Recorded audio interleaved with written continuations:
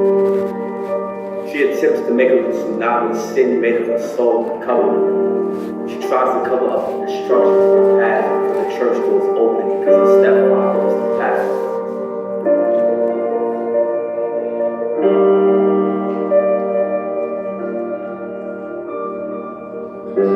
I read your obituary for breakfast this morning. The day you were born, and the night round about you keep a corpse. The only times I've seen you be selfless.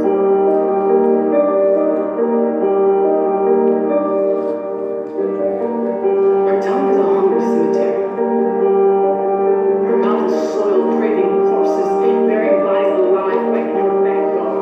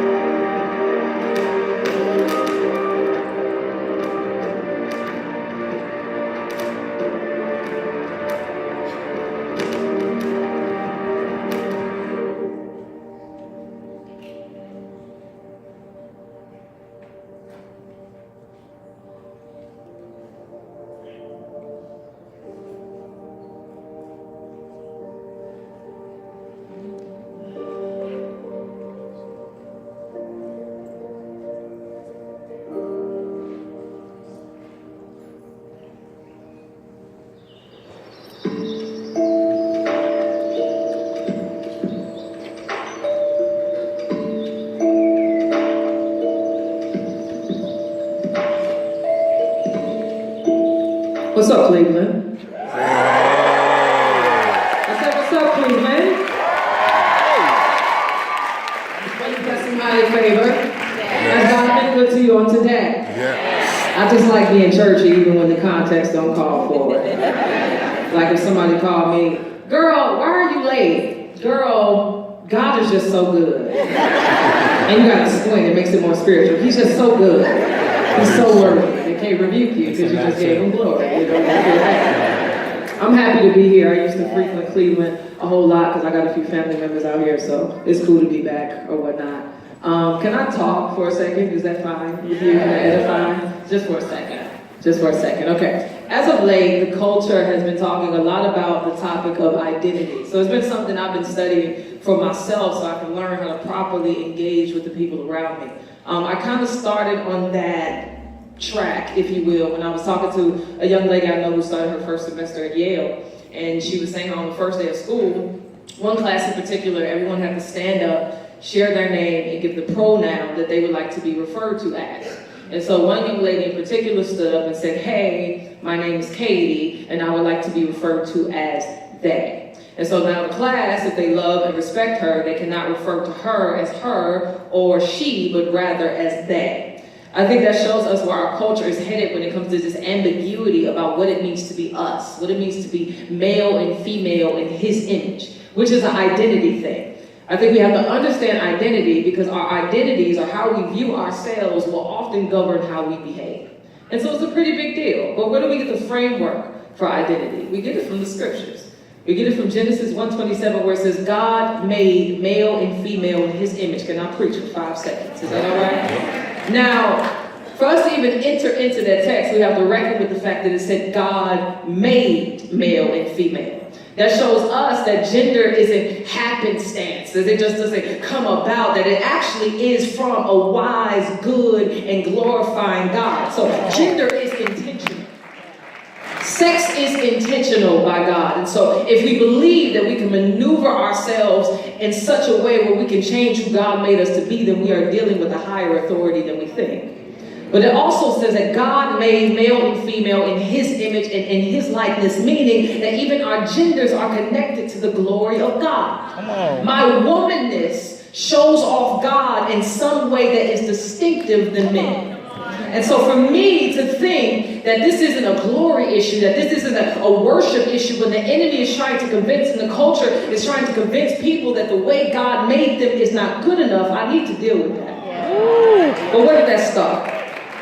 It started in Genesis 3, when Eve wanted to have a conversation with the devil. I don't think she knew it was the devil yet. But anytime the devil gets into stuff, it just gets bad, because he just don't like us. And so she started to talk to this dude, or this snake, and he was like, Eve girl, did God really say, girl, that you shouldn't, eat the fruit, girl? And I'm paraphrasing, that's not in the Bible, it was kind of there. But ultimately what he told her was, hey, if you choose to sin against God, if you choose to believe that your way is wise, if you choose to believe that he's withholding something good from you so your disobedience will actually give you freedom, if you choose to do that, you will be like God, knowing good and evil. Somebody say like God. Like God. In him, telling her that she would be like God, knowing good and evil, what he was ultimately offering her was an opportunity to embody an identity that God never designated for her to have.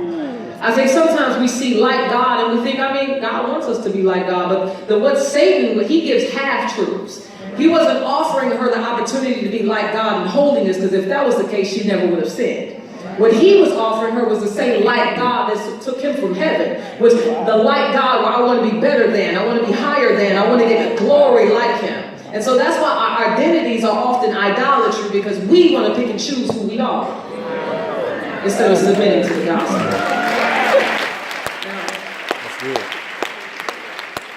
I think when we look at Bruce Jenner, or we look at people who have struggle with trans issues and gender identity, I think we have an apathetic attitude towards them because we think that's distinctive. We don't understand that we think that's different from us, not recognizing that the same wrestle that is within Bruce is the same wrestle that is within us. It just looks a lot different. For example, the young lady or young woman or older woman who believes that her body parts belong to everyone but God, she has an identity crisis. The young man that believes that the accumulation of bodies and the more sexual partners that he is able to have and the more DMs he successfully slides in, that somehow that will make him whole. Even the identity crisis that wreaks havoc in the church, where some saints, I love you, I do, with all my heart. Some saints, they listen to Dorinda, and Twinkie and Fred Hammond's first CD. They don't listen to the new stuff, not the new stuff. They listen to just worship and gospel all day long. The people who believe that the things that they do or don't do make them right with God. Not understanding that foundationally one of our identities is that we are sinners and we deserve God's wrath. And so there is nothing that we can ever do to earn salvation, except but to repent and believe. That is an identity crisis, to believe that you can save yourself from yourself. And so, how do we fix it? What do we do? We need application, right? What if I just pontificated and just went into the poem? You'd be lost, you'd be confused. Let's have some application. Application is submitting yourself to Scripture. Identity, if you're walking in an identity contrary to what God has called you to believe or be, it is simply because you're walking in unbelief. Identity comes from me recognizing what God has to say about himself and what I am supposed to be in light of that, and me submitting to it. So, for women, for example, one of the things I think we struggle with is affirmation. I think all human beings, rather. But affirmation, wanting to be loved, wanting to be liked, wanting to be wanted. And that leads us oftentimes into finding identity or thinking that people or creatures can make me whole, that creatures can communicate to me who I'm supposed to be. Yet that always goes haywire. I mean, if you ever had a relationship and you thought that relationship would make you whole, it actually left you broken, right? And so what God offers as women, he says in 1 Peter 3 that a woman with a gentle and quiet spirit is beautiful, right? Now, for me to even understand that, I have to reorient my thinking of beauty, right? Culture mainly sees beauty as aesthetic. So I like her face because her nose is a certain type of, length. I don't like his hands because his knuckles look like his knees. I I would like his elbows, they're a bit long, you know, stuff like that. That's how the culture mainly identifies beauty. But God sees beauty in accordance with character. So if I have a gentle and quiet spirit, now God looks at me and says, she's gorgeous.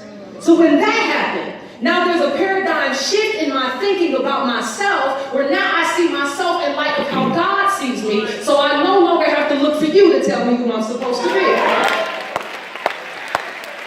And so I would have to post 67,126 selfies to find identity.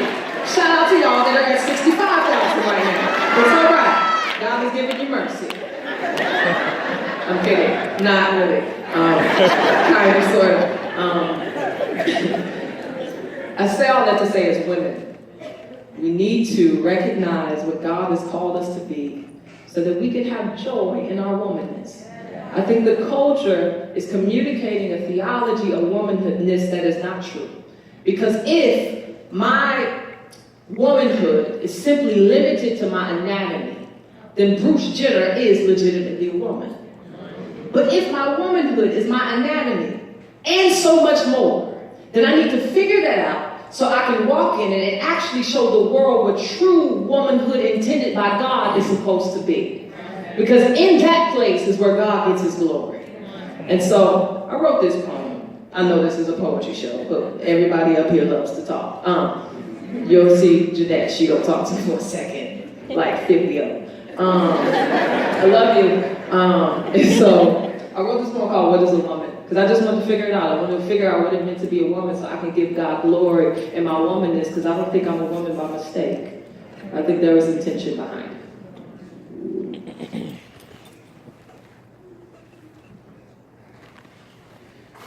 The other day, a young lady, brown as the melanin in my daughter's eyes, said behind a mic that she hated being a woman. She wanted to know what it meant to be one. And I have often wondered the same, looked around for the teaching of such to tell me of myself. We all learn to be by imitation or indoctrination. Mama and media can't help but train.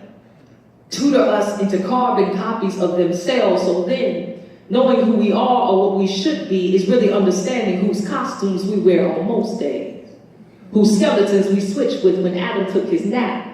I was told a woman cannot truly be herself, that is, if herself is not light enough, dark enough, if her hair is no Rapunzel replica, or if it beats to Underground Railroad for those cotton-acting men to stomach.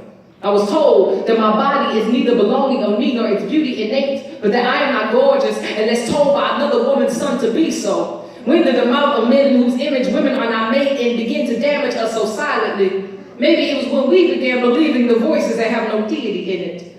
I was told a woman should not submit, should not be meek, that type of behavior was only for women who treated their voice like a secret. I was told not to be a secret but a siren, to be as machete as I can and honor my opinions at the expense of respect, while some men may believe themselves to have liberty over a woman's body as taught how to destroy as only depravity could predict. We have equally learned how to tear and rip and undo dignity with a mere sentence or squint. It's called strong by society. They tell us that's what a backbone looks like.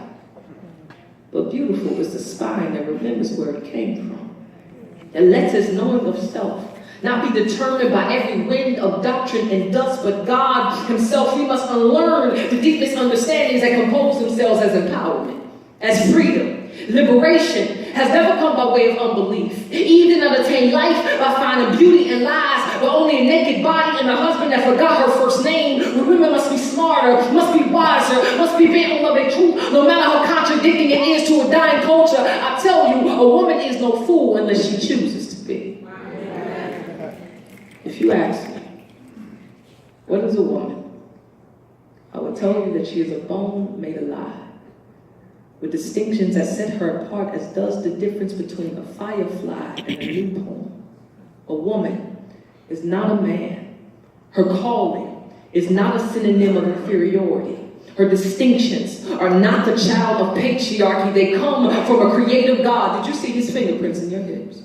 The whistling shadow of his mind when your body became home to another name and called you mommy, or all the gladness you forgot could exist. A woman submits to her God, her husband, her church. She is no weak-willed or brittle-backed woman, but only as strong as humility and faith may identify her to be. They say submission sounds like slavery.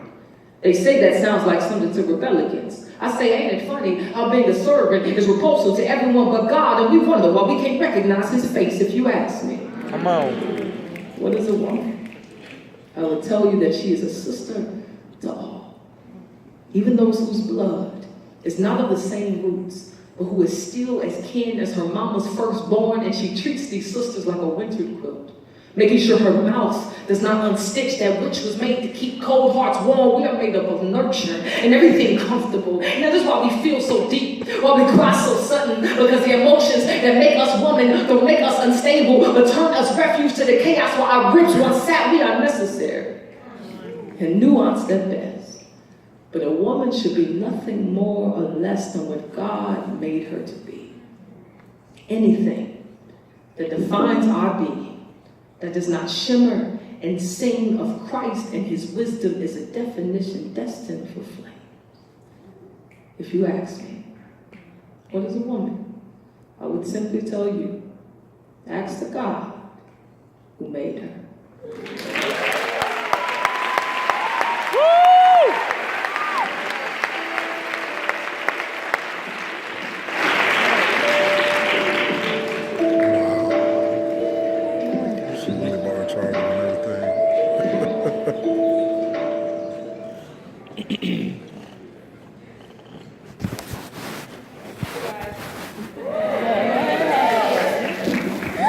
Okay, so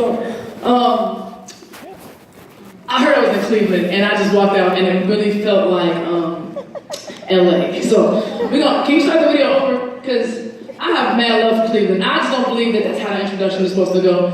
I can't even see y'all, so if y'all don't make noise like y'all here, I'm just gonna have to have faith that people are in this building.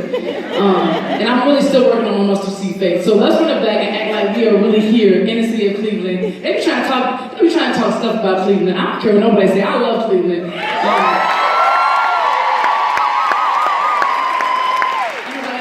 Zanzibar changed my life, so we don't. What's she say? Zanzibar changed my life.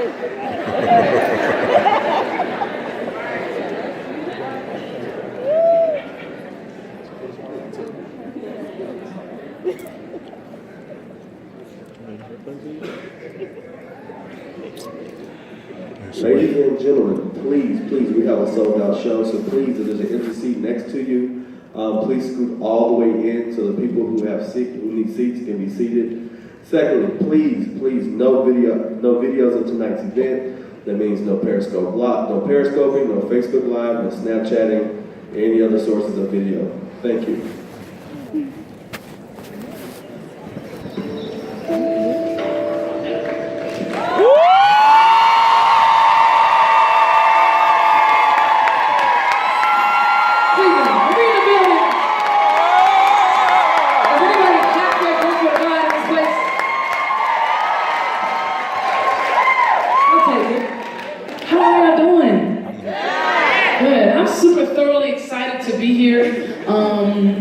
Have not slept yet since yesterday, so that's good.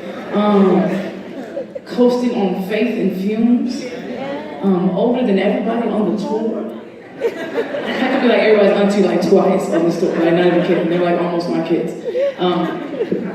Yeah, so I'm super excited. I'm super excited to be on this poetry tour, which happens to be the largest poetry tour in the world. But I mean, that's not even a great thing. No, really. The great thing about it is the fact that it's a Christian spoken word poetry tour. I'm super grateful. Super grateful. And I've been doing this probably, over 20 years. Don't try to calculate anything in your minds. And so, but I think, like when I started, there was the dial-up had just became a thing. Like internet was kind of somewhat coming out. Again, don't try to calculate. But now we have like YouTube and social media and stuff like that. So I think people kind of started becoming more familiar around the Photoshop days and the I Will Wait For You days. Anybody heard of that poem before, the I Will Wait For You? Okay, cool. I appreciate that. And I love Cleveland. Y'all keep it sober because I can see a little bit in some people. Yes, I'm the one still waiting. Heard your poem memorized it, didn't do a thing for me, genetics. I know you got your man though, so that's nice, but man, the weight was interesting, has been interesting, is interesting, because I believe the ultimate weight is the weight on the Lord. And that has been the goal. Like, so anybody who has seen that poem and hashtag dear future husband, you're not in the will of God, you're not in the will of God, you're not in the will of God. So I just want to talk for a moment because I just want to take a moment to encourage the singles, because I think that singleness can be hard, specifically at times, if we just keep it honestly real. There's a time when I was keeping it honestly fake, and I was like, I'm good, I don't need no dude, I'm fine, like I'm good, I'm fine, I'm good, I'm fine. All the while, like, not being fine and good. And there was a time frame where I went through singleness, but I went through singleness as like a trifling single woman. And I would still say that I wasn't necessarily like kind of like all the way delving in, but there were just some things that were just really, really trifling. For one, I had applicants, and so somebody as an applicant. Some men are not laughing because they don't know that they're an applicant. Let me just fill you in. An applicant would be any man applying for the position of my man. I didn't go on dates, I had interviews. And so she said, what? Yes, interviews. And what I had was like a dude that was good for kind of whatever like different situation I wanted. I was like, you are good because I know you're gonna pay for the meal tonight. You are good for great conversation. You work in a dental office and I need a cavity filled. You work for Enterprise and I need you to drive to Vegas. No, like there's just different things. I'm saying that to just acknowledge my own trifling nature. Just super, super trifling. And trying to find everything that I wanted in multiple dudes as opposed to just kind of literally just really praying and asking God for what I specifically needed. And even with that, like there was a Delilah-like spirit that resonated within me. Again, not trying to like jump off the edge, but just Delilah tendencies. I mean, I grew up with boys. I have brothers, and most of my cousins are dudes, so I knew what dudes wanted, and dudes are not really that complex. They're pretty simple. So my thing was, first of all, when a dude calls, you do not talk in this voice, okay? You talk in a tone that you sound like you just woke up, but you're still willing to have a conversation, right? So your phone rings like, yo, what's up, what you got going on? And you're like, hello? Like that's the tone you answer, right? And then you speak as though like you're saying things, but you can't quite, yeah, I don't even know what's going on. I don't know, you close your eyes and you do this, like, right? Because you gotta kind of seem like you ain't really doing nothing, that like you're really doing kind of nothing. And then like, he's like, well, what you about to do?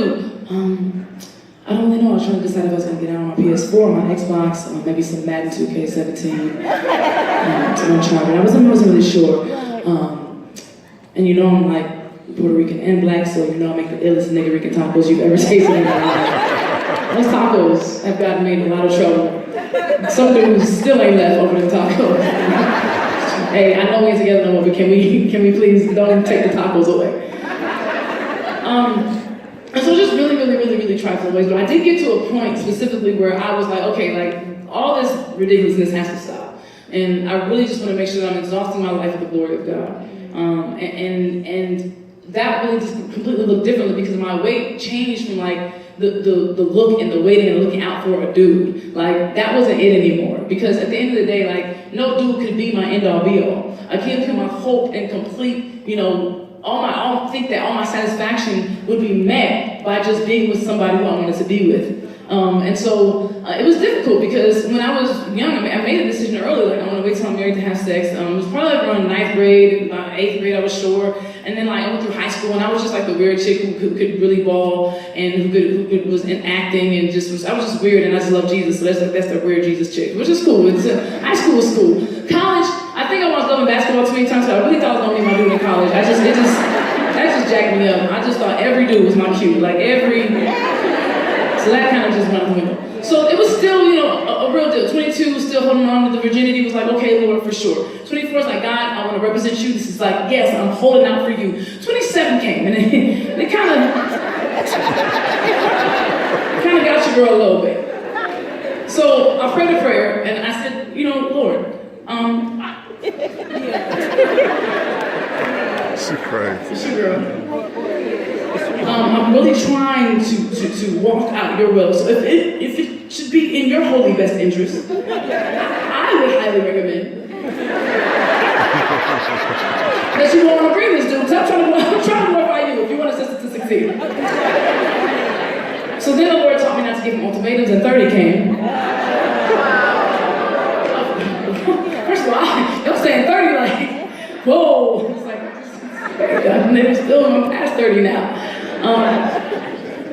And literally, there came this moment where it's just like, I really wanted to make sure, again, that God was really, really being glorified. And I want to bring up a situation because I think that sometimes we think that situations that don't glorify God are situations that all end really bad. So I was in a relationship with this guy, and everything was too easy. Like it just, you ever just something was so like easy that's just like, you thinking like something's gotta go wrong. Right. But nothing was really going wrong. He was a cool dude. He's here actually tonight. And I'm gonna break this down. So this is the before the Iowa dude. So I was like, okay, cool. Like this is going great. And he was in another state, and I was in another state, and it was really, and it was like a real friendship too. I was like, this is dope. This is cool. And it got to a point where we both kind of understood where the Lord desired for us to be. He had his position where he lived, I had the position where I lived, and we had to have a tough conversation, even though there were feelings invested. We had to have a tough conversation to say, like, is this what God really desires from us? And we had to come to the conclusion out of obedience that, hey, I don't think the Lord has called us to be together. Right? And then, like, as soon as that happened, he met his wife who was here, and I met my chocolate thunder who was home. Right? And I'm saying that because some of you might be in the way of somebody else's husband or wife. You just need to, the situation for you. Try to make something work that don't work. And I'm saying that because every situation doesn't necessarily have to end bad for you to be obedient to the Father.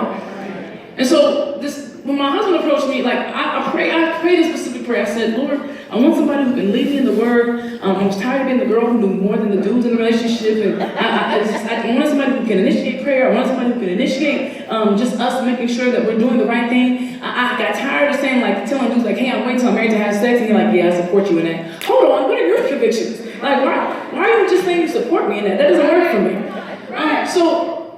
So I said, Lord, I want all these things, but just one more thing. If you could just bless me, God.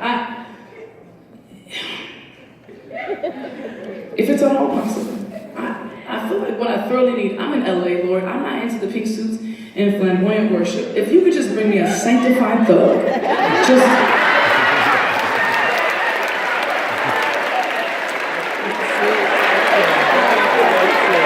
go hard, LA. Somebody will lift up holy hands and a white beater, like, I love you, Lord, like, I try everything. Just about everything, Jesus.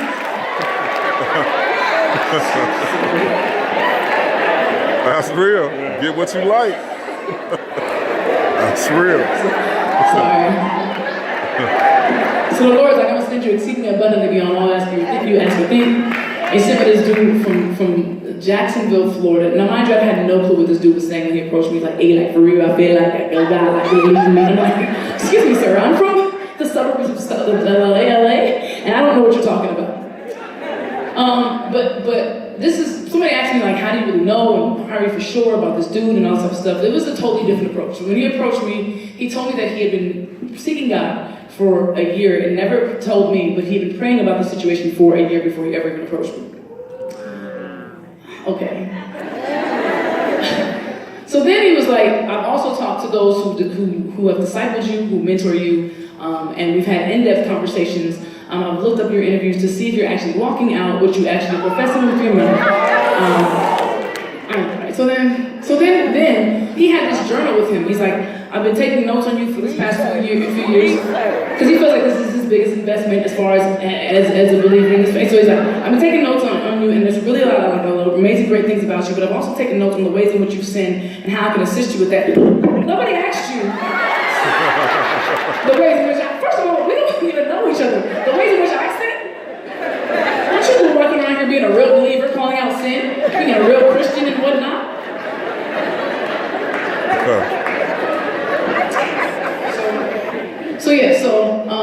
So I married him.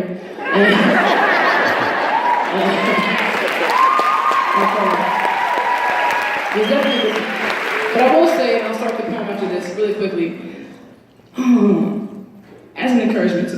but I'll just say for me, singleness was way easier than being married. No, I mean like way easier. Like way, and I'm gonna tell you why for me.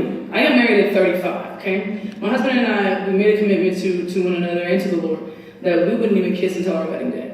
And it wasn't just because of that, but we knew that y'all had already seen our weight. We didn't need the enemy having no opportunity to slither in through any type of way. And I was married to a black man. I don't think it's possible for a black man to kiss a woman and not, okay, never mind. That's not important. That's real. Let's be honest. Yeah. So, in this whole situation, like, I really wanted to make sure that God was glorified. He wanted to make sure that I was glorified.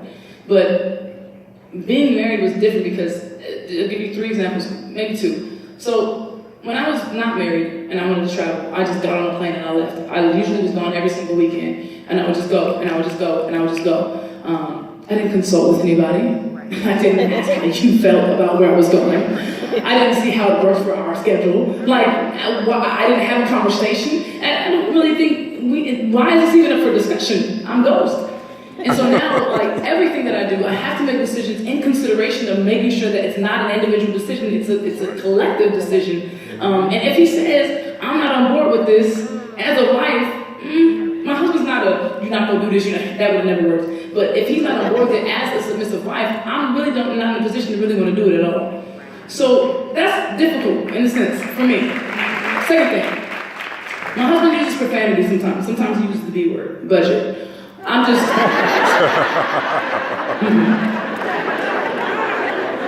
When I was single, I had my Chase card, and I would swipe them. Like, if I wanted to go out to eat, swipe, H&M swipe, Forever 21 swipe. It's not a problem. My husband's like, Jeanette, like, we gotta make sure we're glorifying God in like every area of life, like for real. Like, we need to make sure, like, I'm like, you gotta be good stewardship. And like, I'm like, oh my gosh. Okay. He's like, so, like, are you even checking the account, like, to find out what you're spending on a regular basis? I'm like, no, I'm not checking the account. Like, so he's like, well, how do you know, like, for sure, like, if specifically, like, when you shouldn't swipe no more? I said, I feel in my spirit when I shouldn't swipe no more. You know we are. The beginning of that 2-week pay period, you're real confident. If that mug even looks like it's taking long, you're so confident, like, oh, it's in there. The end of that 2-week pay period, you're like, you know what, I don't even think I want those shoes no more. You can go and take them back. So it's just definitely different. But I'm grateful because I think marriage is maturing me, it's sanctifying me, it's growing me, and I think that's what marriage is supposed to be. And I think the Lord knew how difficult it would be for me, so that's why he allowed my husband to have the athletic body that he does, because he knows this. Because I'll be angry, I'm like, I'm gonna be a submissive wife right now. I'll be quiet. I'm gonna count that 6-pack. I'm gonna be real quiet. But no, God is good, man. Like he's really good. So I'm gonna do a piece for you guys later called Turbulence, which is a piece that's dedicated to my mom, and it deals with domestic violence. It deals with just unforgiveness and